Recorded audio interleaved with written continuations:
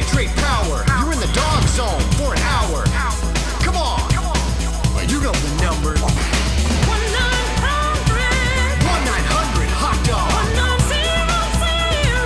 1-900 hot dog. 1-900 hot dog. Yeah, 9,000. Welcome to the Dog Zone 9000, the official podcast of 1-900hotdog.com. We're the final comedy website. In these dark times, it's so easy to keep a spark of joy alive on the internet by going to our Patreon. It's patreon.com/1900hotdog, and we'll give that money to the last remaining heroes writing funny articles. Speaking of internet, I'm Seanbaby from it, and my partner is 7-time Pump Master runner-up at Loin Mike's Roadhouse. He's the great Robert Brockway. That one's on me. Can I be honest? I have not worked on my pump. Yeah, I think you go too far. It's a wild pump. It has cost some lives. I am working on it. In the meantime, here's a Brockway fact. Much like character actor David Keith, I too once showed a priest some sweet pussy. No follow-up questions. How could there be? Our guest is a hotbed and a man sauce movie. I think I put some of those words in the wrong order. He's a bad movie expert who runs the VHS podcast and sells Marshall's hot sauce. He's Dirk Marshall. Welcome back. Thank you for having me back. It's always a pleasure. He's the one always causing mischief while I'm trying to do something super tactical in a video game. It's true. Oh, really? I would have assumed the roles would be reversed. No. I'm all business when it comes to murder, and Dirk's like, I think I figured out some really stupid shit we can do over here. Yeah, it's true. I'm like chasing the shiny thing in the corner, and Sean's murdering everybody else. The only game I could play with Sean reliably was Destiny, because you could always count on him to like get tripped up on the jumping. and that would give you time to like get some work in before he showed up. Because I remember we played Diablo 4, whatever the last one was, and I was like, it threw me into a cutscene. I was like, oh, hold on, I'll skip this. And I came out, and you're like, he's dead. I didn't even see who he was. I skipped the cutscene, so I didn't even see who died. I made a murder. It's true. A lot of my gameplay is just using the scope to see Sean kill people. Like, I don't actually get to fire shots. You got to find a game where he has to jump. That's the you the did great catch equalizer. me on like my first day back after like 10 years away from Destiny. So yeah, I didn't have the jetpack touch. I didn't get much better. No, you're right. It's fair criticism. And me and Zach would always be at the end just goofing around, trying out emotes. Telling each other like secret truths that only we could hear while you were back there just screaming, fuck you, what's a jump there? That's a fair representation, yeah. Let's do plugs before we shame my Destiny jump pack skills, and we'll get back to it. Dirk, please plug something. VHS podcast, new season's going right now. We just, I had both of you and Zach on, and we drafted our own action squads. A very fun episode. That's like the only podcast we should do, I think. That was fun. Yeah, I agree. It had the perfect amount of preparation, and I was just laughing the entire time. And you're thinking about awesome hunks, so what could go wrong? Yeah, we got to do another one of those. I'm ready. I'm always ready. I'm always thinking about awesome hunks. And let me finish. And the order I would put them in. That's a great time for you to do a plug. Plug some hunks.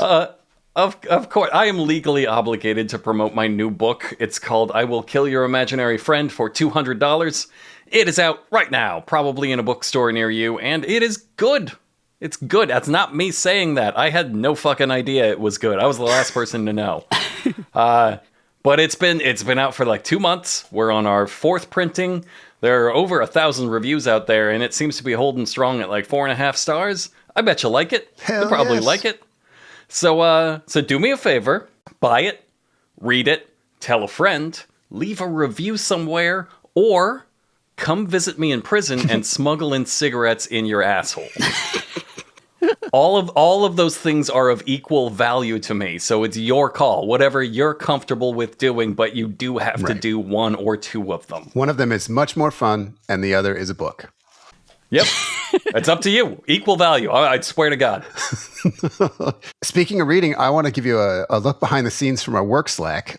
I posted these words. I said, I was thinking the start of a Martin Kove Month with Dirk talking with us about judge and jury first. And then Brockway says, Dirk is going to be so jealous he didn't think of Martin Kove Month.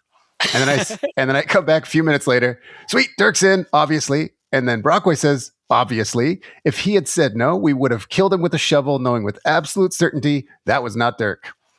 And that is how I'm telling you we're doing Martin Kove Month here on the Dogg Zzone 9000. I can't believe it's only 1 month. We might have to make it a year. I was so excited to get the text. I was like, just the Martin Kove Month part, I was like, genius. And then when I saw judge and jury, I was like, did I just win the lottery? This is like, I've never been happier. Like, I'm so excited. Okay, just in case, Martin Kove is the bad guy from Karate Kid. Everyone probably knows him from that. And then he's also been in 700 Things only Dirk has seen. We're talking about 1996's Judge and Jury, and there's no way you've seen it. No one has seen it. I'd never even heard of this movie before Dirk told us about it. It is too broken to be possible. Every moment of this movie is like 15 wrong decisions at once. Yeah, we did this as a meat party, right? Yeah, we watched this with our Discord, and no one had seen it, and everyone was just amazed. It was a real crowd pleaser. What an experience that and was. in our community of broken weirdos. Let's get into it, I guess. It starts weird. The beginning is like bad film school project weird. Like it's a dreamy montage with symphony music, and David Keith is in black lipstick telling his wild old lady on his hog how much he loves her. And just in case I'm going to fuck this up a lot, David Keith is not Keith David, who everybody knows. He might be the opposite. he's a complete He might opposite. be the alternate universe opposite. God, let's see. How do you explain David Keith? He was the evil slugger in Major League 2. He was in Behind Enemy Lines, Firestarter. He was in an Elvis movie. Yeah, he was Heartbreak Hotel, I think that was. And then he was Daredevil's dad in the Ben Affleck Daredevil movie. You've seen him. You know who he is. He is not the black guy from They Live and Rick and Morty and every other thing. David Keith, it's just fucking strange. It's all this is like mixed in with religious iconography and like a convenience store murder, and you're like, why and are the credits? Yeah, and the credits. It's like 12 minutes long. It's long, and it makes no sense. No, there's two people I just want to shout out up front because I know that we probably aren't going to go through all the credits of everyone involved, but the editor, Amanda Kerpal, she co-wrote this and she did a lot of new image stuff. And it's part of the best comedic aspects of the film is how she cuts back to things that you forgot were happening. Yes. And they're still happening. And the other person is Patty Malkin, who's the costume designer. And we'll get to why, but they worked on Red State, Bulletproof, Into the Storm, and Fear and Loathing in Las Vegas, but also Judge and Jury. Yes. Okay. The editor in particular, I would like to talk about right up front. Please. Because this scene is edited insanely. It's crazy. It could have been a very normal scene of this loving couple, and they've just gotten married. He's on, David Keith is on the hog up front, and his old lady's riding on back, and they're just talking about how in love they are. And the woman that plays his bride, I forget her name in the movie, she's doing a thing that like kind of subpar actors will do, which is when you tell them like you're really excited, you're really happy, they just scream. They just start screaming. Yes. But she just keeps screaming the entire time, and every time they cut back to her, she's screaming again. So it looks like she's screaming nonstop on the motorcycle. Yeah. And like, I think it might not be her fault. Because I think as you watch the movie and you see the insane editing decisions, you're like, okay, so she probably thought they were going to use 1 or 2 takes of her screaming. Sure. Yeah. And then the editor is like, I'm going to use all of them. And with the way they cut it, it'll cut from one scream to another and imply a passage of time that included only that's what scream. I'm saying. Yes, and But it seems like she's so screaming funny. on this motorcycle nonstop for like 6 city blocks. Like if you were standing on the street, you would just hear, yeah. It's the best. So yeah, she's chanting about how they're going to have a little baby. It is a beautiful love story of these two murderers. And then it cuts to him on death row and he's refusing a priest because he's that evil. And they're like, fuck you, you get a priest.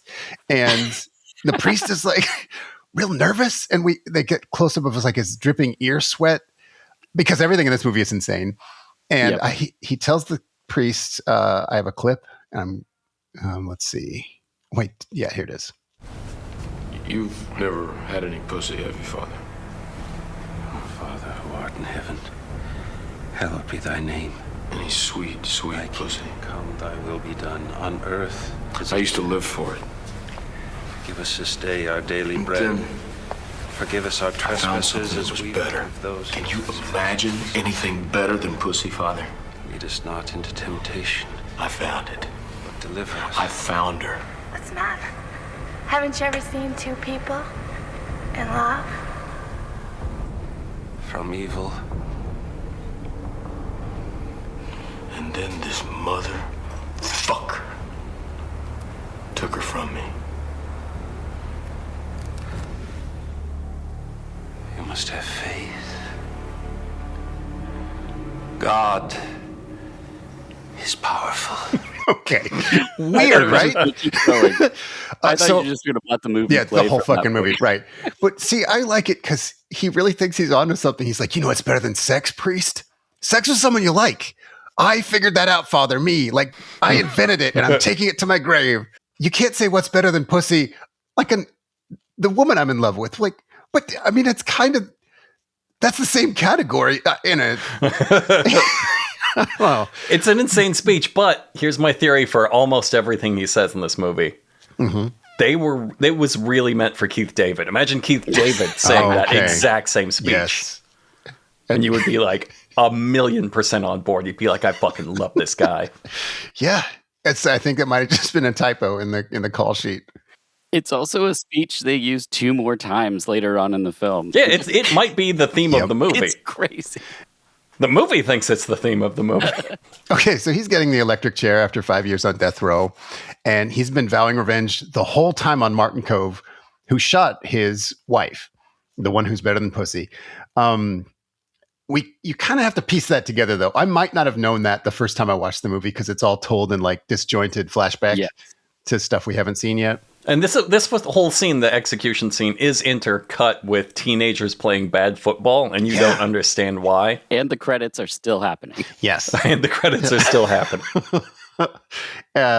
It cuts back, and there's a kind of a funny moment where Martin Kove did get shot during this robbery, and David Keith is like, "You're gonna wish you never met me," and then Martin Kove, who's like bleeding out and just killed his wife, goes, "I already do." So they're just both these guys talk like that. they're just gruffing back and forth the whole time. And I just want to say, it's worth mentioning Martin Kove is an insane choice for protagonist because he has like resting dog strangler face. He is a plainly obvious dickhead. Yeah. In fact, I have this. There's a famous story Bill Hader tells of when he first got to Hollywood. Do you guys know this story? hmm Okay. This was on Mark Maron's podcast a while ago. I'll just play it. It's really good. One of the first jobs I had actually was driving around Marty Kove. He was best known as the evil sensei from Karate Kid, the guy who says sweep the leg. Yeah. I drove him around, and he... This is Hollywood, man. This is Hollywood, so I'm driving around in my shitty car. Yeah. And he got me lost on purpose because he didn't know he hadn't read the script yet. Yeah. So he was like, nah, you don't take this. Take Havenhurst. We get on the 454. And I have like a Thomas guide on my lap. And I go, I think I'm supposed to go here, you know. And then he got me lost. And the first AD, my boss screamed at me. And it was this terrible day. And then on the way back, he goes, we're driving. It's like at night. We're driving down the freeway. And he goes, hey, Bill, you mad at me? I go, no, I'm not. And he goes, you want a milkshake? I go, what are you talking about? Milkshake? You want a cookie? You want a milkshake? And I'm like, it's the guy from Karate Kid. And I go, no. It was like my first Hollywood experience. So he goes, there's a McDonald's right up here. Pull over. We'll get you a cookie. We'll get you a milkshake. Everything will be all right. And I go, oh, okay. So I pull over at McDonald's. He goes, what kind of milkshake you want? I go, chocolate. And he goes, all right, chocolate milkshake. I'll get you a chocolate chip cookie. I'll be right back. I'm so sorry. Yeah. He leaves. He comes back out, eating the chocolate chip cookie and drinking the milkshake. Right. And then he just sits in the back and he goes, come on, let's go. No. It was the biggest fuck you. I was like, whoa. It was a weird mind fuck of like, I'm going to get you this thing. And then he ate it in front of me. And I just drove home in silence. Really? So that's Martin Kove. Yeah, he's He's exactly the villain of his own life. I saw recently someone at a film festival asked him about this, and he laughs and claims he doesn't remember it, but he has clearly been asked about this a lot. So I don't know if he's lying. He has that face, so it's hard to tell if he's furious at the guy who asked him or about to kill the guy who asked him, but it's definitely not a third thing. He is just a fucking boiling menace at all times. There's a line later on that Kelly Perrine says to him that I swear was improvisation because it is so true to how Martin Kove looks. Are you talking about the Frankenstein one? Yes, of course. Yes. Oh, fuck yes. Well, before that, they're about to execute him. They say, do you have any final words? And he goes, I'll be with you shortly. So he knows he's going to come back from the grave somehow. Yeah. Mm-hmm. David Keith. Yes, David Keith. Probably also applies to Martin Kove, to be real. Yeah, like the actual guy, Martin Kove, not on this movie. Of course, it's what he already has his grave picked out, and it says, "I'll be right back" on the grave. Yeah. You want a milkshake, Billy? So they electrocute him, and he's sizzling, and while he's sizzling, we see Martin Kove coaching football, and then we find out he's not. He's just a busybody dad in the bleachers while they're running a scrimmage. It's not even a real game. And he's fucking screaming at the coach and at his son, who's the quarterback. So he's too complete intense. asshole. They're making sure you do not root for their hero. Right. But I will give it, as I was seeing this, I was like, that's not great for an action movie when they're like, hey, this guy's a fucking dickhead. Don't root for him. But the other, the option for why that scene is there is that that's setting up his character arc. And it is. Yes. It's setting up his character arc for the movie. So it's important that he's an overbearing, football dad out here, screaming at the ref, screaming at the coach, screaming at his kid, screaming at his wife. Yeah. That's just everybody in his life. To his credit, his kid sucks. He takes the hike, and then he just stands there and waits to get tackled. His dad's screaming, throw the football, throw the football. So yeah, he seems to misunderstand the basic premise of his position. Literally the only thing he could have done was throw the football. Right. And nobody likes him. Nobody likes Martin Kove in this movie, ever. Yes, it's worth mentioning that he's such a dick here. His wife divorces him on the spot. I have a clip. Look, he's got 13 men on the field again. This coach doesn't know anything. I'm leaving. He just coaches these kids. The way he coaches these kids, he doesn't have a clue on what's going on here. Boy, lucky we don't have a ref here. I'm leaving, Michael. What are you leaving now for? Game's not over. We can still beat these guys. Set! Go! No, Michael. I'm leaving you.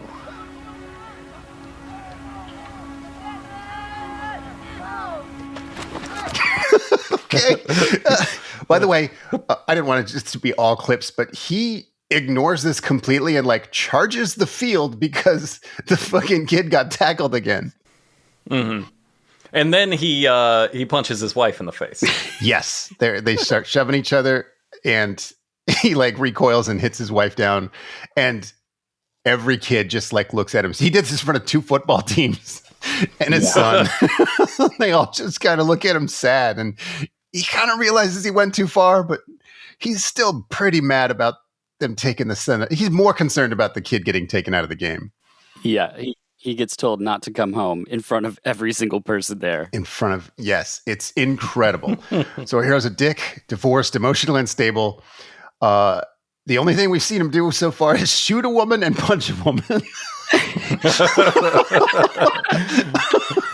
Hold on, that's not fair. He was on the way to punch his kid. Okay, you're right. Oh, God, what? So the coach is fuck off. So now, David Keith, in broad daylight, walks up to his son and pats him on the shoulder. And before he was kind of dressed like a biker, but now he's wearing a full fur coat and a Panama hat. He looks like a Halloween pun costume you can't figure out. You'd see him and be like, are you Pimp Isn't Teddy Roosevelt? Because if you are, fuck you for that. Kind of a turn of the century popcorn mascot. You don't remember? Yes. Yeah, he's a popcorn mascot. Why? That's perfect. It makes no sense to introduce this. I love it so much. I stood up the first time I saw it. I stood up from the couch and was like, what is happening? Did I miss something? Like, It feels like a mistake because it's broad daylight. That's how they revealed the ghost. That's how they revealed this guy came back from the dead. He's gone in 2 seconds. No viewer should be expected to know this is the revenge ghost. Like, hold on. He teleports away in a field of electricity because now he's got electricity powers. Which only happens once. He doesn't pop in and out of the movie that way. Nope. Ever again. No. It's implied he does teleport, but they don't show... They only had the budget for one Raiden transportation.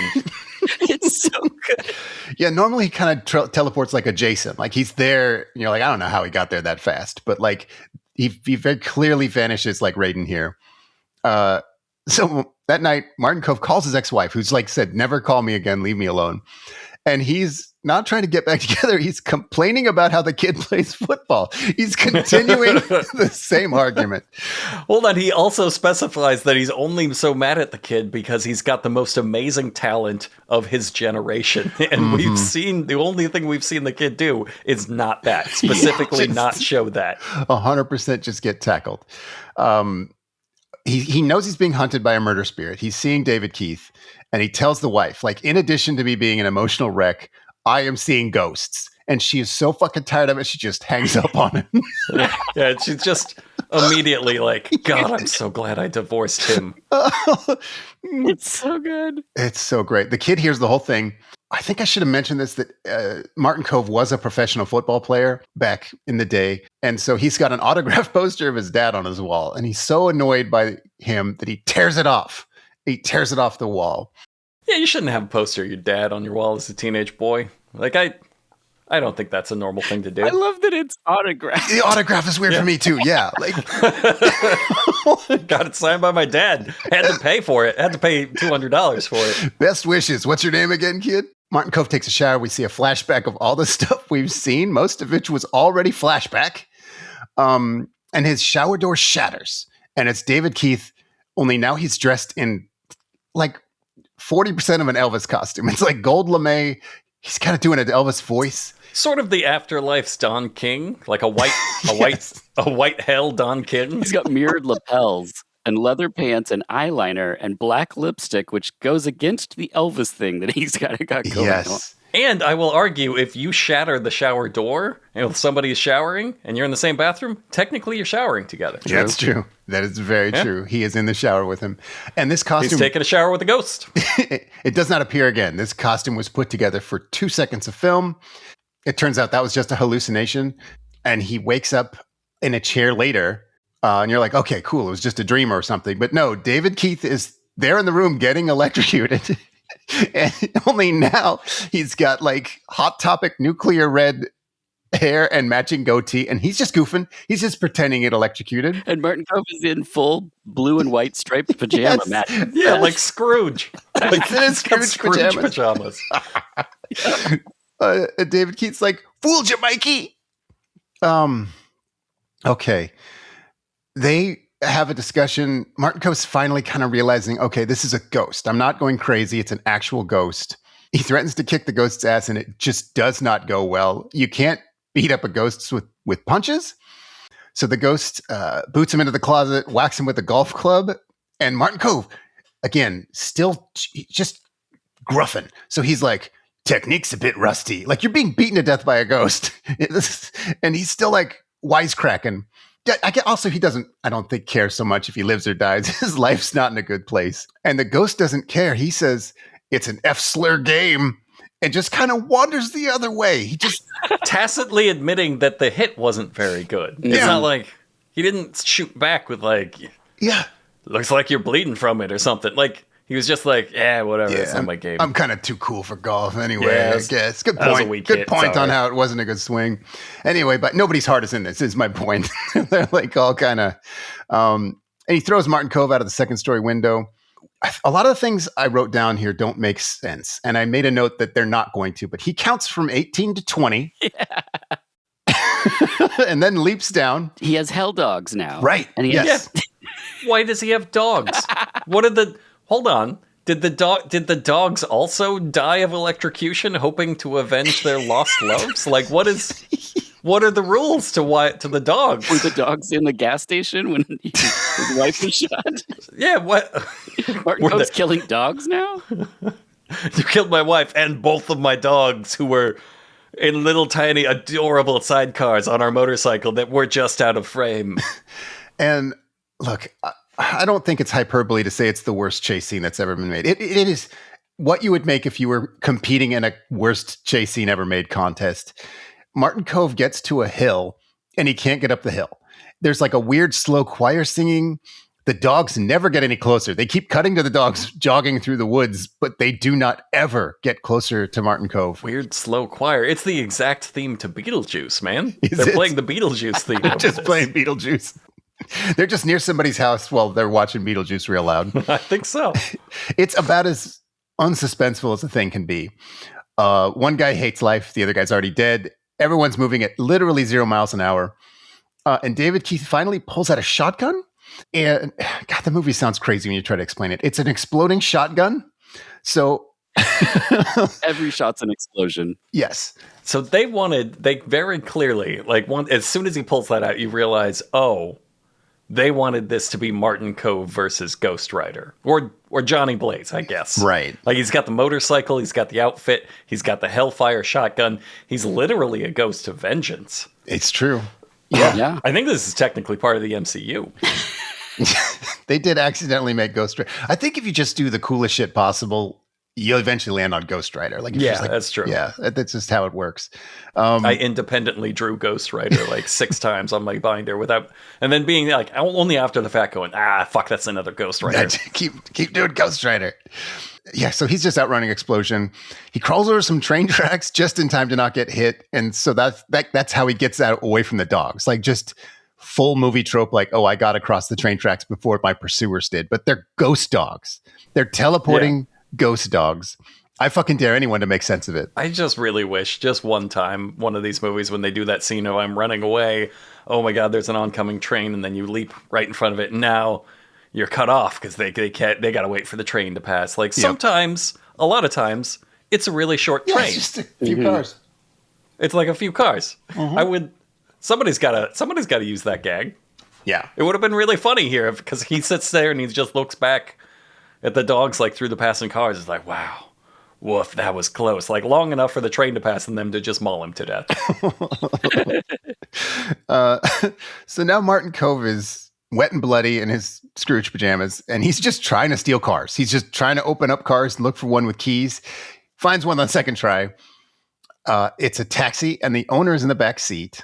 I don't think Martin Kove can drive because he has plenty of space to get out of this parking spot, and he rams into each car 3 times. And then the cabbie Roland, who is now the Rob Schneider to the Judge Dredd of Martin Kove, who is now the comedic sidekick, says he's still making payments on this. And I just want to say, it is like a 30-year-old, completely rusted out, real cheap taxi. And this was 1996, so I did buy my first car this same year, 1996. And what I bought was a 1984 Ford Taurus.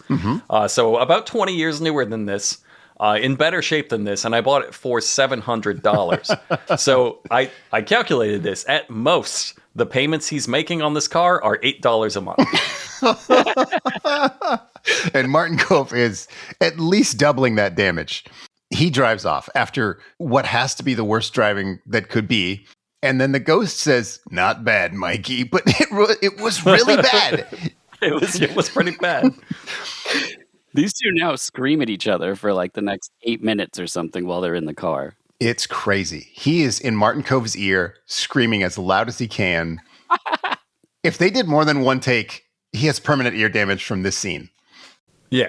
All Martin Kove can do back is just, shut up, fuck you. It's just really, he sounds like I am not part of this.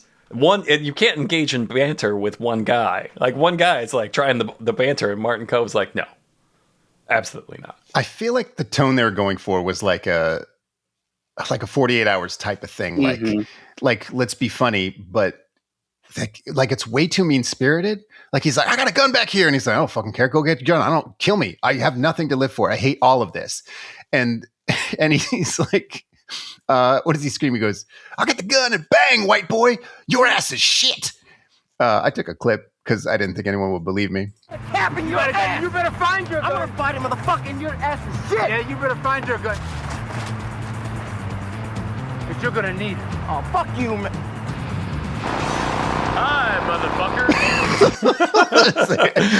That hi, motherfucker is so cheery. It's so good. Oh, it's maybe the only line that I will say in this movie. Keith David couldn't have done a better job. Agreed. Yeah. This is also the part where Kelly Perrine calls him a white Frankenstein looking motherfucker. I don't know if you have that sample, but it is so true. Take it. It really hurts him. Like, you can tell, like, Martin Kove's like, God damn it, that shit is real. Take it easy, man. We're making a movie. I've heard that from every woman I've ever been with. Who told him that? Martin Kove says, get that damn thing out of my ass. Get your damn ass out of my face. Which another great clip. But yeah, he seems genuinely pissed because this guy is screaming too loud into his ear, not being a very good scene partner. Anyway, what I had the actual quote. He says, "I this is not how I want to die with some white Frankenstein looking motherfucker." Brutal, honest insult that really shuts down Martin Kove's improv. All the while this is happening, Meeker is exploding things with his shotgun. Yes, too. He is just popping explosions on their car. It's not like they're driving near the explosions; they are hitting the car. They drive through a construction site and explode into the sky. They land a corkscrew cartwheel flip. It is inexplicable that they're alive. It's cut away from and back to like 4 times, and every time they're in a different position, it is hilarious. They do establish, this is important for later, they do establish that stops him, but only for a second. Even after, as soon as they land, they're like, Martin Kove intrinsically knows, okay, we blew that guy up. We blew the ghost up. We blew David Keith up. So that's not going to stick. He's coming back. He's coming back around. We got to keep moving. We got to get out of here. And they do. They drive away. I thought he just rode off. I didn't know he got caught in that explosion. Okay, I think that was the point of that, was that he got caught in that explosion, but they don't think that killed him specifically. And they both are instantly now the best friends. Best friends. Like, it's so crazy that was it. That they go from screaming at each other, explosion, and then they're like, let's hang out. One of the key jobs of an action hero, and it's kind of an underrated part of being an action hero, is just selling the little moments of, like, the little action moments. Like, you get thrown through a window or something, you got to make a convincing noise. You got to, like, have a convincing reaction to whatever action is going on. That's like why Bruce Willis was so great in, like, the first Die Hard. Is he came out of nowhere and had this, like, really convincing everyman kind of way. Mm-hmm. And Martin Kove does not have that. No.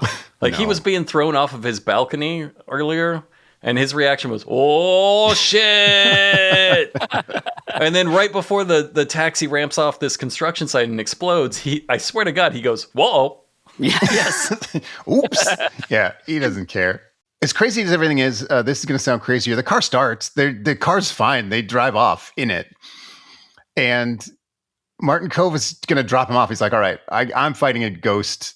Obviously, you don't need to be involved. I'll drop you off. And he goes, no, I'm having too much fun. This is more fun than when he caught his wife with a midget. Those are his words.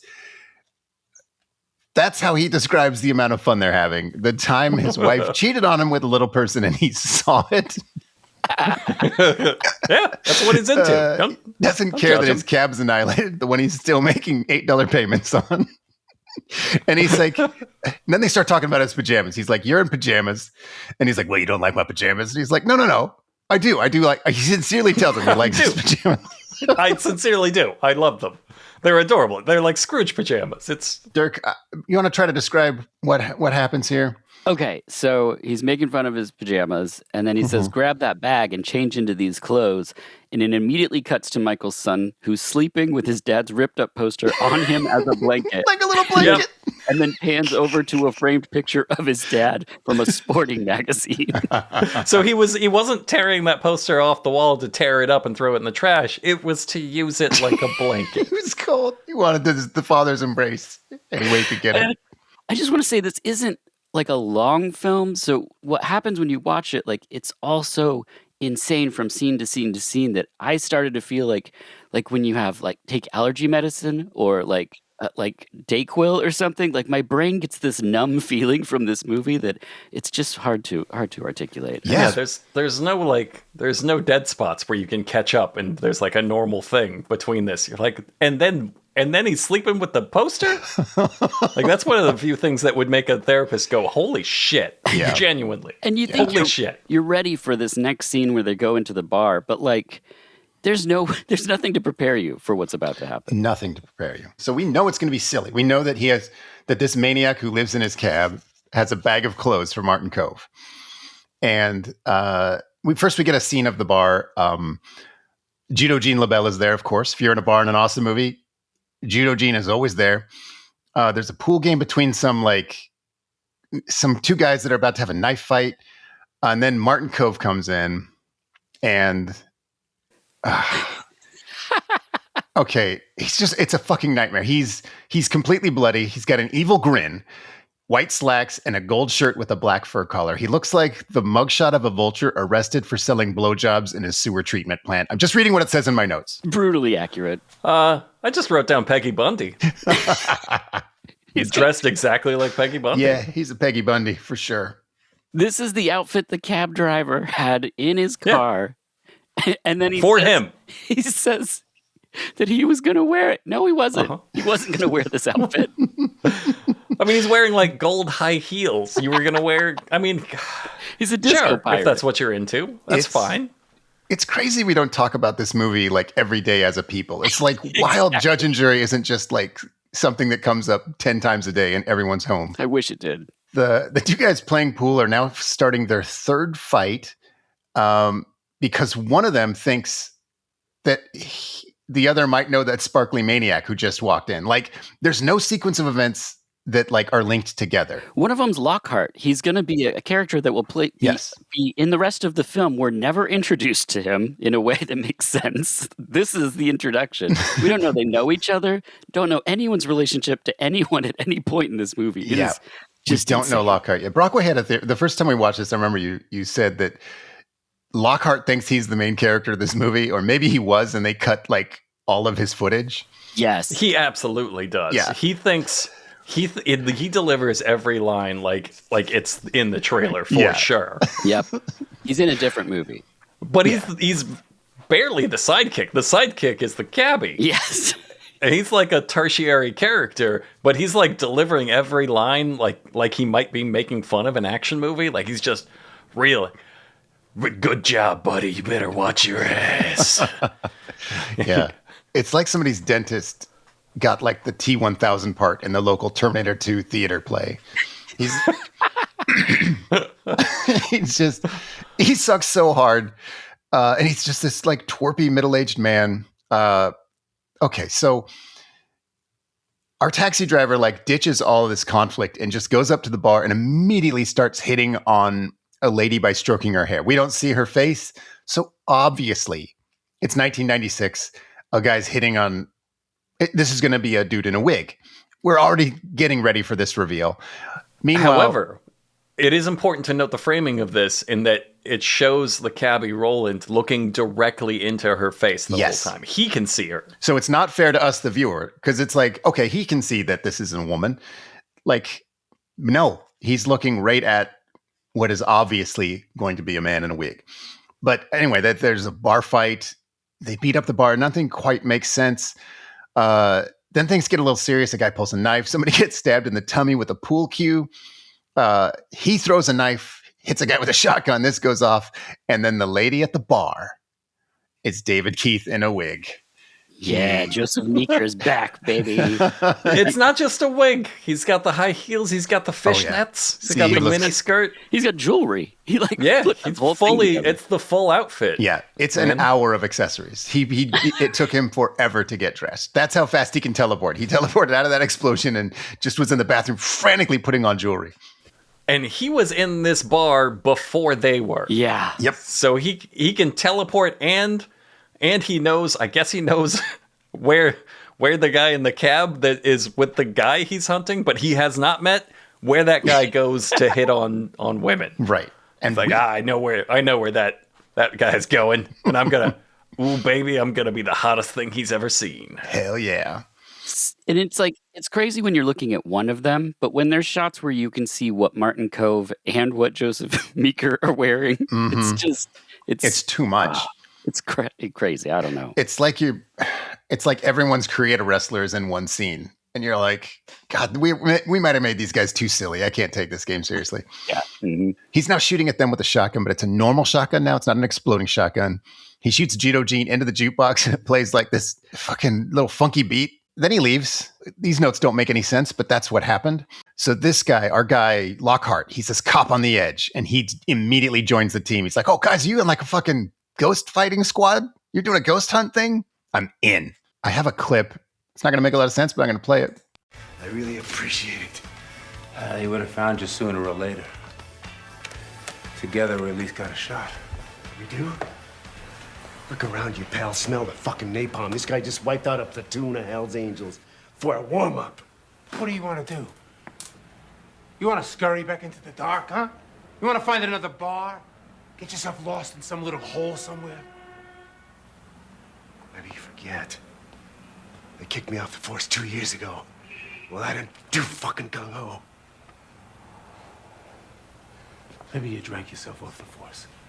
It's because of this fuck I'm off the force. Yes. I shot my own partner. Remember? It's so good. So good. So you're so conditioned to think like the tough former cop who's lost it all and turned to drinking is like somebody killed his partner, and the twist is it was me on accident. I shot my own partner. So yes, David Keith did shove him in the way of the bullet. For that. I guess the other cops just didn't believe him, so they fired him. It occurs to Martin Kove that he doesn't care about this cop who never did anything to him. He's like, the ghost doesn't care about you. You didn't do anything. He was at that robbery where the guy's wife died, but like yes, but he was at the robbery, so they kind of know each other, right? But all he really did there was shoot his own partner. So like he gave the guy a good laugh, I guess. Like, he shouldn't be mad at him. He's mad at him. David Keith, the bad guy of this movie, is like, I'm here to get my revenge on you for shooting your own partner in front of me. It really fucked me up. And I know the audience or listeners are confused. So are we. If it's the first time watching the movie, you can't piece this together yet. But what happened was Martin Kove was just shopping. And here comes David Keith with his wife, and they start, like, massacring the convenience store. Martin Kove gets a gun off it's not even his gun, it's just on the floor, and he shoots his wife. And then the cops show up, and one of them is this Lockhart guy who only shoots his own partner. And that's the story. That's this thing we keep flashing back to that got this spirit of vengeance stuck here on Earth. So anyway, but Martin Kove now realizes, okay, the ghost doesn't care about you. He only wants to get revenge on me. So he's going to go after my wife and kid, or ex-wife and kid now. He's already got them kidnapped. They're in some sort of empty room with a couch. He has 1 hour to find them before he scores a touchdown. That's like, so now there's like a puzzle element to the fucking ghost vengeance. But I love that he calls Grace to warn her, and the answering machine is Joseph Meeker. So after being a woman in the bar, he went to the house and recorded an answering machine message. Yes. It is not a fair fight. This is an unkillable ghost who can do whatever he wants. So they figure out, touchdown. You know what has touchdowns is football fields at high schools. Okay. So the disgraced cop gives a shotgun to the cab driver who is still on board. He's like, you guys find an invincible ghost? Yes, please.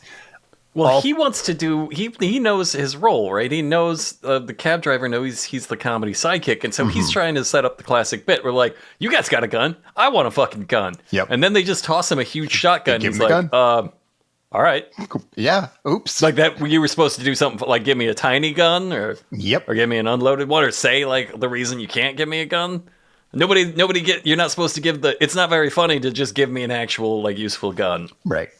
Everything in the movie is just a little bit wrong or a lot wrong, but nothing is right. Somehow Martin Kove gets some normal clothes. I guess he stripped one of the dead bikers. Just to remind you, none of them have anything to live for. They all are very like depressed, like destitute. They're basically, they want to die. Like they've figured out that Meeker, David Keith, is like this is God saying like, hey, I can answer your prayers. Yes. Free death. Just go see this guy. But also he's from Haiti, so he knows that this guy is a revenant, which is like a ghost that hangs out until he gets revenge. He describes it like a burger without the fries. You did that such injustice. How dare you? The cabbie Roland tells them, I know all about revenants because my grandma loved revenants. It was all she talked about. She talked about revenants all the time. Yeah. All of their conversations together were about revenants. That's how I know what a revenant is, and this is one of them. And then, yes, the burger and the fries thing. His grandma loves revenants. She loves it. Is the backstory. She's a big Ghost Rider fan. That's all she'd talk about, and his only way of explaining it is a burger without fries. Mm-hmm. What? Classic Haitian cuisine. So what it means is they can't kill him until he kills Martin Kove. And in any other movie, you'd think like, oh, they're going to do a Flatliners thing, right? Like they're going to have to like fake his death or bring him back from No, don't even worry about it. Don't even think about it. Martin Kove doesn't. Like he pieces that together like, oh, he's got to kill me then. And then like, yeah. And he's like, all right, let's go. They go to the school and the writing jumps to a whole new level of perfection. I have a clip. You're going to love this. What the fuck is that? The MTV Music Awards? Yeah, for our benefit. Maybe he'll dress as Michael Jackson. Think it'll be better than my Donna Summers? I thought you looked pretty good. Yeah, right. Yeah, right. You're Blushing. Right. Maybe he'll dress as Michael Jackson. I fucking love that guy. Everything he says sounds like he's kidding. So Martin Kove hears his wife's voice, and he follows the sound into a kitchen. And nothing weird happens here. This is when the movie went from like, okay, I love this thing, to like, this is one of my favorite things I've ever seen. I only want to talk about this for the rest of my life. So this is when I first pieced together. I didn't really piece together, and then like it makes sense retrospectively. But David Keith is like the devil's Bugs Bunny. He's just Bugs Bunny this whole movie. Exactly. Every single thing he does for the rest of this movie, he is now transformed into full naughty, mischievous Bugs Bunny style antics. Because now he's in a kit. Just because he's in a kitchen, he dresses up as a full French chef, complete with mustache, doing the accent, and then makes a bunch of cooking puns. He's not. None of their tragic backstory has to do with chefs. He's just like, fuck it, I'm in a kitchen. Here's the bit. Yep. But it's also like, again, mean-spirited. It's got like a darkness to it. And this is going to sound crazy, Brockway, but right here, this is when it occurred to me he was Bugs Bunny. So I wrote in my notes, it's like if Bugs Bunny was performed by a death row inmate. And I meant that like as a joke, but it's like a real thing. That's really what this is. Yeah. I typed that in my notes before I realized that's literally what this is.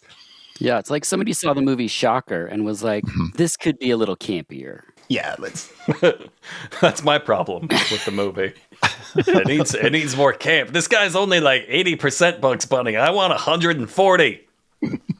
And they're like doing puns back and forth while they're fighting, but I guess to the death. And they both have such a sense of humor that they're like, oh, it is. Did you take the clip? I do have a clip of this fight, yes. Not the whole thing, but some of the best parts. I'm a vegetarian.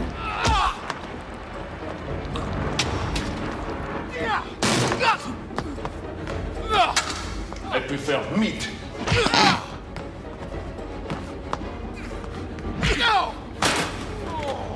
And now perhaps some dessert?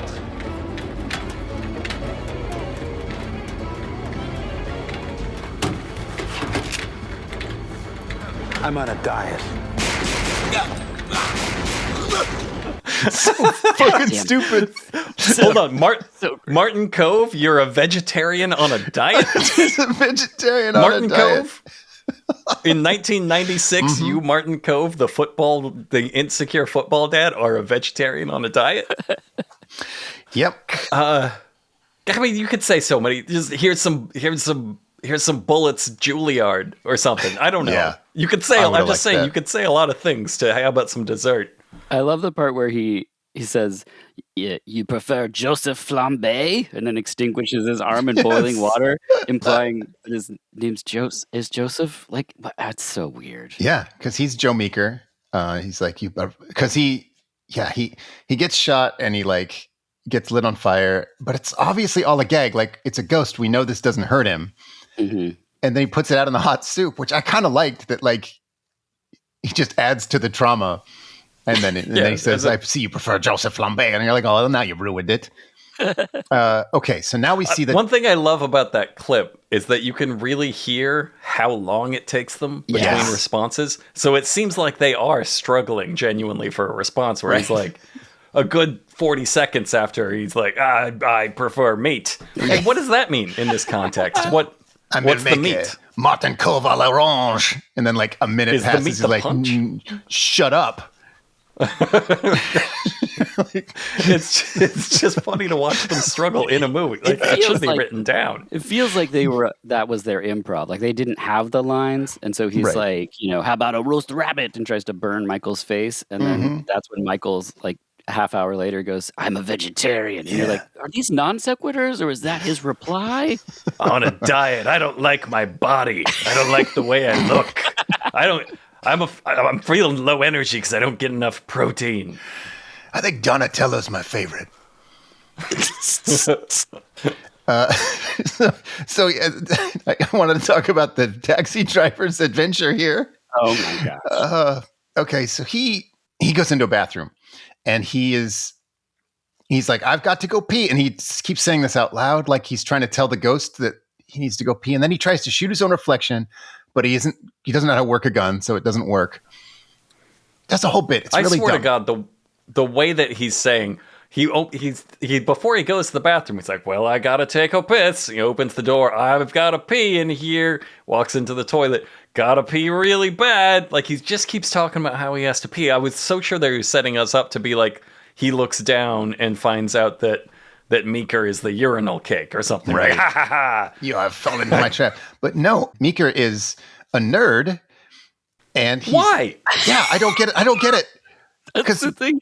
It's so heightened at this point. He's gone from like the lady to the French chef that you're like, okay, the next one is going to be a real hit. And it's like bathroom nerd. Nerd. He's just a nerd in the bathroom. And like, yeah. Except the nerd gives the swirly. He goes, this doll's taken. And then he gives the taxi driver a swirly. And then he's like kind of already dead from being drowned in a toilet. And then he goes, glug, glug, like to make fun of his dead body. And he goes, oh, I almost forgot. And then he shoots him dead. That's it for the taxi driver.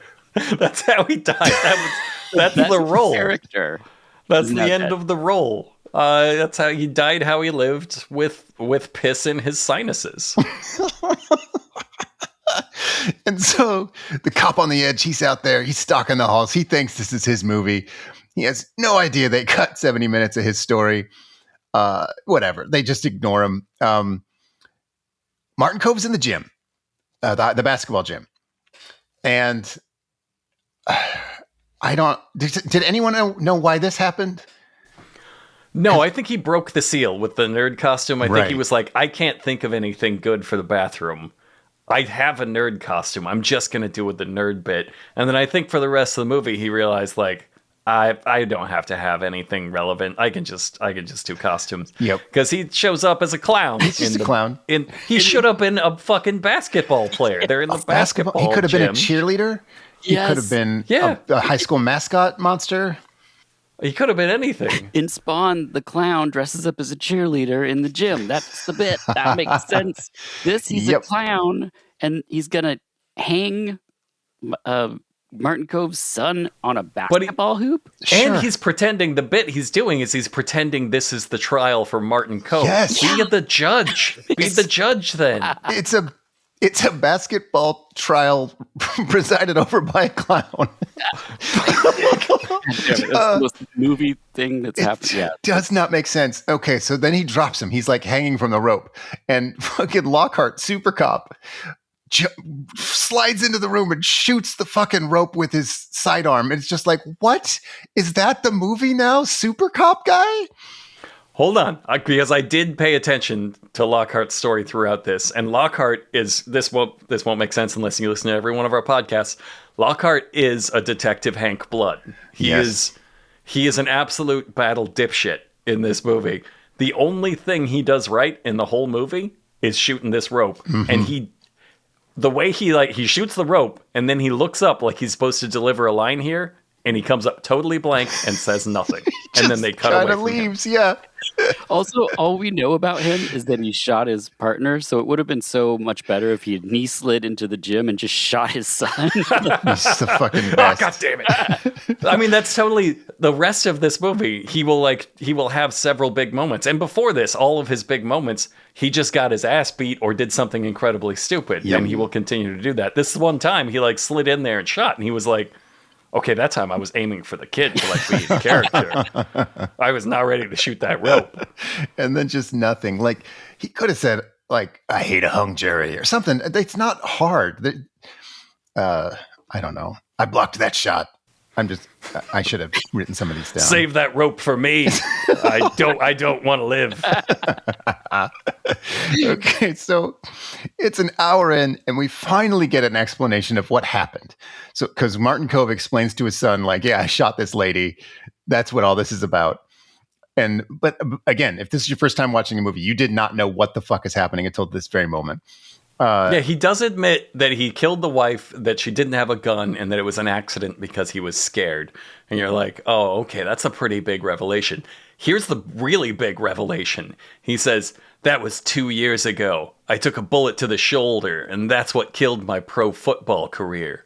So, first of all the people saying he's washed up are talking about 2 years ago? Yeah. 2 years ago was the wash. He took a bullet to the shoulder and he's out 2 years. Like, that's only slightly longer than you should be out as like a player. And he was a 54-year-old pro football quarterback in the 90s. And I would argue that it's kind of weird to talk shit about a guy who takes a bullet in a convenience store robbery. Like, that's not like someone blowing out their knee in a jet ski accident. That's like a real tragic thing that happened to somebody. You don't like make fun of. Oh, Mr. Big Guy got shot by the murderer. Also, the whole time he's telling the story to his son in this locker room, he's slowly touching his son's shoulder with different fingers of his hand. It's the weirdest acting choice. And how could you even pay attention to what he's saying? It's so creepy. I've seen this movie 3 times. I don't know what he's saying here because he is pawing at this child actor in so many unexplainable ways. Like, there is a sexual energy to it. I don't disagree, but it's mostly like he's never shown human affection before. So Yes. there's like, Martin Kove, you love your son. He's like, got it. So just tickle him with my fingers. Yeah, well, think about every other role he's had where he's like, he's the villain and he's showing creepy affection to like the love interest of the movie, right? That he is just kidnapped. That's all he knows. So when it's time to paw at your son, the threatening face caresses of a loving father. Yeah. He's giving him the villainous caresses of like a fresh kidnapping. Yeah, like in Face Off. You know, when you're with your family, you rub their face with your hand. Yeah, a lot of that. Okay, so a janitor interrupts, and it's getting weird. It's getting weird? So he's going to give them keys because the school is like locked down, so they need keys. But, I mean, these are grown men. I think a professional football player, there's no lock in a high school. He can't like shoulder bash open, right?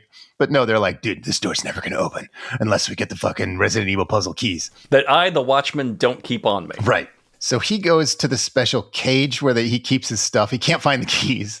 The key cage. Every school has one. Yes. He hears the ghost. He knows there's a ghost here, so he gets a wrench to kill the ghost. But he's now locked inside the cage.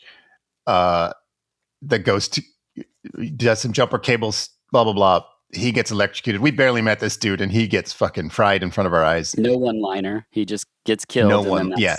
Weird. Yeah. Everybody's together now. The son, Martin Kove, and the cop on the edge. And this place is locked up tight on the drum. We need those keys. And while he says that, the Meeker shows up, who's still a clown. And he's like, I got the keys, yoo-hoo. And just starts shooting at them with a shotgun in a hallway. There's no cover. So I guess he's missed them on purpose. 6 times. He shoots them 6 times. And remember, it's an exploding hellfire shotgun. It's like shooting a mortar down a high school hallway with no cover. Not even like the entire high school. They're like a third of the way down a high school hallway. Misses them with every single shot. He's just fucking around. He starts doing back handsprings down the hall after them, which gives them plenty of time to go into the science room. And Martin Kove's like, oh, I remember science class. Let's rig all these fucking Bunsen burners to explode the school. And then it cuts back to him in the hallway, and he's still doing the handsprings. Yes, in So slow it motion. genuinely does. He's like, he starts doing the handsprings because he's like, clown, that's a clown thing to do. And then 5 minutes later, he's like, wow, this takes a long time, doesn't it?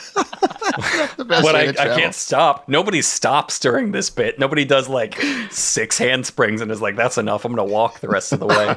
So good. So cop on the edge, they climb out the window, cop on the edge goes back because he forgot his gun. So now he has to have a fist fight with the clown ghost. My gun. Fucking Detective Hank Blood up in here goes, it's almost out the window, goes, oh shit, my gun. I mean, this is where the script really shines in this whole section here. I agree. Oh, or the opposite. I had this shit is off the rails in my notes, but so Martin and his son leave him for dead. They're jumped down. They're running for the football equipment because Martin Kove has a plan. Dirk, do you want to try to describe this? Because yes, okay. I love this part. So, so they've tumbled out the window and they're going to the football equipment because they got to do something to illustrate this football situation they put in this film. So Meeker starts shooting his explosive Hellfire shotgun at them, and the son throws the ball to the dad. The dad starts running. They're both starting from the same point in the field. But the dad starts running, and then the son throws the ball to the dad. Mm-hmm.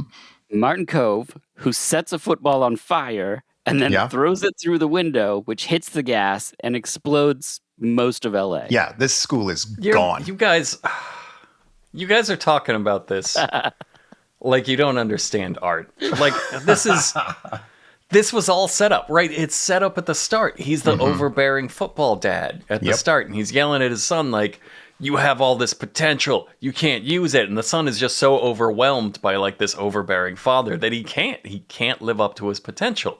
And so when they set up the science lab to like fill with gas, they know at that point what we're going to do is we're going to jump out of the building and run all the way to the end of a football field, and grab the footballs out of there. Yeah. And then we're going to light the football on fire. Right. And then we're going to run all the way back because we can't throw a football that far. Right. Which Hold is on. a weird... One caveat. They don't run back together. Martin Kove runs first, so the son runs after him. That's the metaphor. That's the metaphor, right? Because that's how you run a play in football. You have the running back run down, and then the quarterback runs after him, like 20 yards past the line of scrimmage, then throws to the running back, who then throws it again. It's classic football play. But it's the son couldn't make the pass in that he got tackled in that first scene because he couldn't make the pass because he panicked. And now Martin Kove is saying, you can make that pass. Let me show you. And so he runs down the field, and the son, ready to like throw that football in and explode the lab, he throws the football to Martin Kove. Right. Not to the lab. No. To explode it and prove that he can do he has the best arm in the league. He throws it to Martin Kove, and then Martin Kove throws it to prove that Martin Kove has still got it.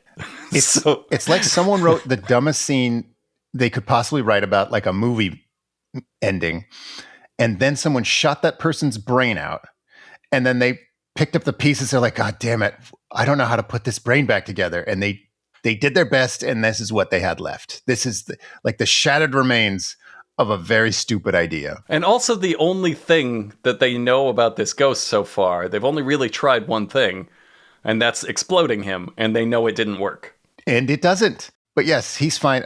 Lockhart gets thrown out the window into the trash. He's alive, so he gets to see the ghost come back. He straight into the trash. He's the tough guy cop. And they're like, you belong in you forgot your gun? You forgot your gun, buddy? The school blows up. You shot your partner? And forgot your gun? Let's put you in the trash. By the way, in case you're worried, the wife is not there. She is at the movie theater somewhere. I just want to say this one more time before we move on from this scene. I love so much that Martin Kove stole his son's character arc. Yes. That's the perfect football dad thing to do. It's absolutely the perfect overbearing football dad thing to do. So, yes, I want to just make it clear this was for nothing. Like, they blew up his son's school. We know the rules. If Martin Kove had died, the ghost would leave. They blew up this entire place just to save the life of the fucking worst dick in the country. It cuts to this like Vaseline lens as Meeker's dancing in a white suit with Grace, the mom, and there's candelabras and mannequins, and what's overlaid over top of it? It's the pussy talk from the beginning of the movie. Yeah, it's that pussy. I'm telling you, that's the movie thinks that's the theme of the movie is sweet, sweet pussy. The only thing better is love. She wasn't there for that. Like, that's a flashback to a thing she doesn't know. It made me laugh so hard the first time I heard it. And I'm glad we mentioned the editor by name because it's the funniest choice. The slow dance to the sweet pussy speech is intercut with, and sort of supposed to be like a Lynchian metaphor for ghost rape, because it's intercut with with the wife screaming and moaning no, and like all of her clothes flying off again, Bugs Bunny style. There's no other. It was, for this movie, it was tastefully done, but yeah, it didn't have to happen. They could have said they could have done anything else, but they didn't. So anyway, Martin Kove and the cop on the edge go into the theater. They leave the kid outside because they know the ghost isn't dead. They blew up the school for nothing. They know it. They're now, the cop on the edge, Lockhart, he's still kind of wrapping his head around this guy being a ghost. They're like, hey, we blew that guy up. This has been a fun night. Martin Kove's like, no, dumb shit. It is a ghost. And this surprised me because I thought he knew. I genuinely thought he was, I thought this had been explained to him already. There's a little bit of small talk in here when they first, we learned this is a theater, like an old timey Abraham Lincoln style theater. Yeah. That David Keith has taken Martin Kove's wife to. So they come into the theater and I guess doing a little bit of establishing small talk. Martin Kove asks Lockhart, he says, anything you would have done different about that night? And Lockhart says, yeah, wouldn't have shot my partner. What did you think he was going to say? Nope.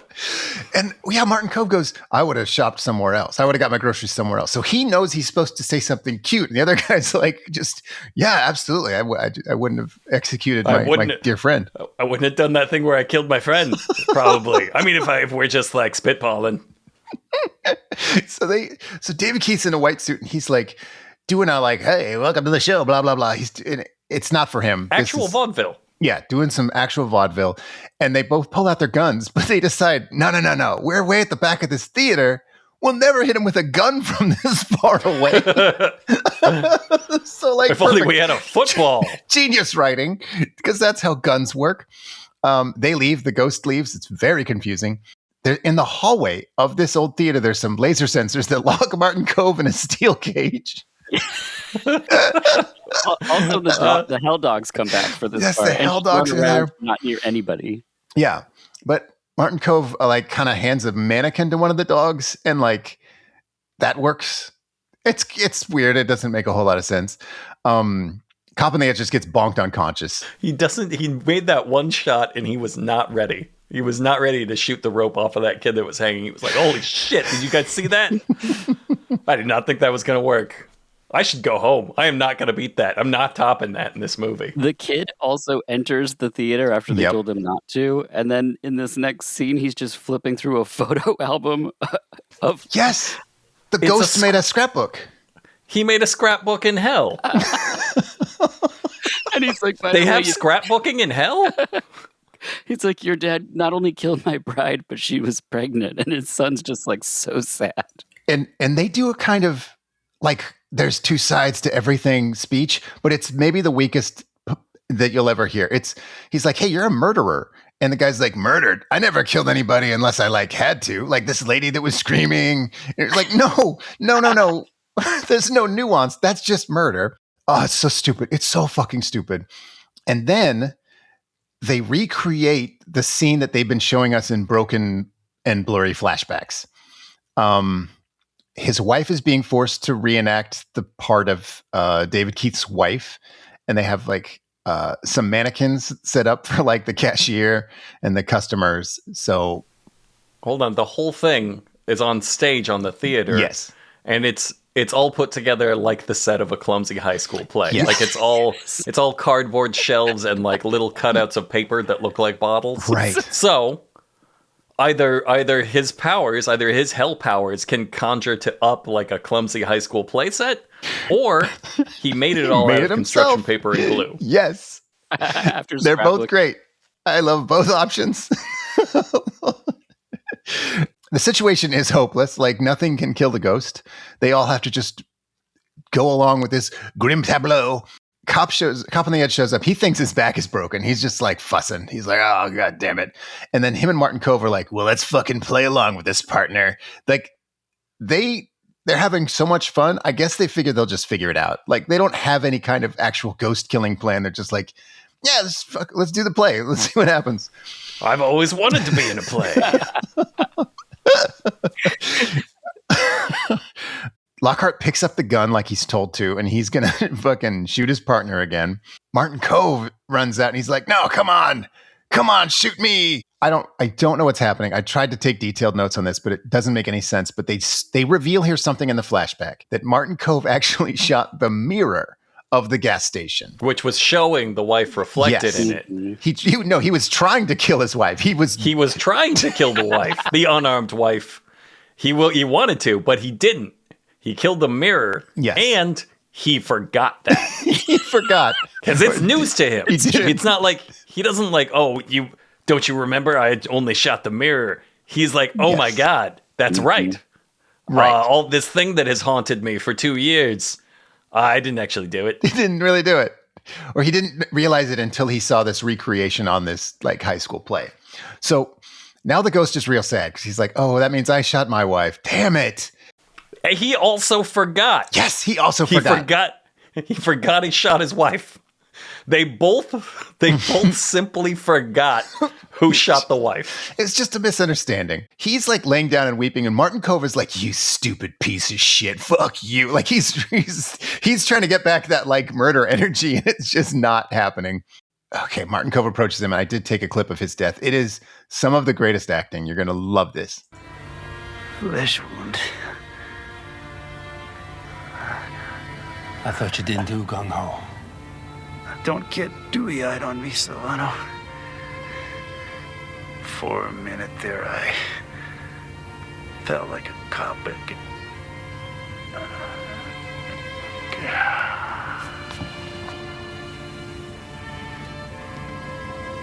You've always been cop. What? No, he wasn't. What the fuck does that mean? Just glad I didn't shoot my partner again. I think he had more lines and he was just done with being in this movie. Yeah. So fucking funny. So then Martin Kove walks over to the ghost and he's going to just shoot him in the head, which I guess will now kill the ghost because he's sad. And he's like, how do you plead? So he's doing another murder trial thing. And the ghost says, kill me. And the kid runs and he's like, no, Dad, don't shoot the murder ghost. And the wife's like, no, don't shoot the murder ghost. They're doing you can't kill him because then you're no better than him. You're no better. But he's a hell revenant and he's already dead. Yes. You can't kill the hell revenant because then you're no better than the hell revenant? Also, Martin Kove failed at the marriage and at killing a pregnant woman. Like, he's just failed at everything. He can't do anything Everybody right. in this movie has failed nonstop. His poster made a pretty good blanket. So his character arc is that he kind of gets his temper under control because he doesn't shoot him. He says, looks like a hung jury. You're going to have to do it yourself. I do not fucking know the rules of this movie. And that's what a hung jury means. If the jury can't decide, you have to shoot yourself. They hand you a gun. They're like, sorry. You got to do it yourself. Sorry. The votes are tied. A voice says it's time to go, Joseph. And I think it's the priest that he talked to about pussy earlier. The last thing he thinks about is, once again, the theme of this movie, which is sweet, sweet pussy. Sweet pussy. He puts the gun in his mouth and it's all soft music. We see his childhood. They flash back like way too far to see like footage from his childhood they haven't shown us before. Just wild, unrelated scenes from the movie. And Martin looks back and slowly the chamber turns and he shoots out the back of his skull. And then voiceover, he says, I love you, baby. Fucking credits. Bugs Bunny fucking killed himself. I want to thank you, Dirk, for bringing that movie into our life. It never stops surprising you. I feel like sometimes it's got like some sort of bleach wipe in the film that, like, because I've watched this for the first time like 3 or 4 times. Like, there's just things that reveal itself when you watch it. You go, oh my God, I completely forgot that happened. But yeah, it's such a joy. It's such a treat. I hope somebody someday puts it out on Blu-ray, and I hope that they include this episode. God, get them together while we still can. I need to hear the commentary on this. Well, that's it. That's our podcast about Judge and Jury. That's the start of Martin Kove Month. We're going to do 3 more of these, at least. It might be Martin Kove year, because if you look at his IMDb, like, there's not a lot of maybes on there. They're all fucking sure things. He made an Expendables parody. Did you even know that existed? No, but I have that bookmark now. I was telling Sean when I was looking through before these podcasts, I was looking through to find some good ones, and then it turned out he had 700 credits, and I bookmarked, no joke, I bookmarked 30 movies off of that. Some of them are not, they can't be relevant for Martin Kove Month because he's just in them in like a bit part. Right. So he does a lot of bit parts, but even his bit parts are like, that's fucking crazy. That's so crazy. So, Dirk, we would love to have you back to end Martin Kove Month, whenever that is. So pick a Martin Kove movie. Let us know so we don't also pick it. But I don't think there's a chance of that because there's too many. Wasn't he in Shoot Fighter? Was he in that? He was in Shoot Fighter. Yes. That would, if we do Shoot Fighter, that would be my 3rd time podcasting about Shoot Fighter, and I'm on board. I'm looking forward to having you back on and ending Martin Kove Month 6 months from now. Einstein, Hunter, Frankfurt.